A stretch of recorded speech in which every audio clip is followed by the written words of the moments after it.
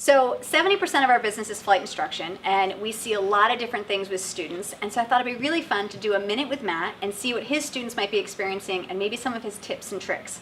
So Matt, I know when we talked earlier, you had mentioned something about over-controlling with your students, learning how to hover. If you want to just give them some cool tips and tricks and maybe explain what over-controlling is, that'd be awesome. Sure, and you know, some of the students that we have that fly fixed wing first seem to struggle the most with this because the control movements are so different in fixed wing. So the biggest thing is large movements of the controls. In the helicopter, everything's so sensitive that you can pretty much just use pressures to control the helicopter. Once you start moving things in large increments, or what I call chunks, then it affects all the other controls. So if you raise the collective too fast, it changes the pedal inputs. And when you change the pedal inputs, the cyclic inputs change. And it just gets into a vicious circle. So pressures only, if possible. And the other thing students do is they stare down at their feet or at the ground all the time. So eyes up when you're trying to learn how to hover.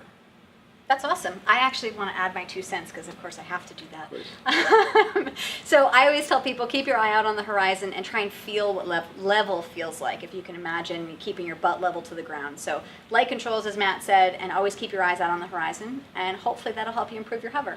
That's 1 minute with Matt. We'll talk to you next week. All right.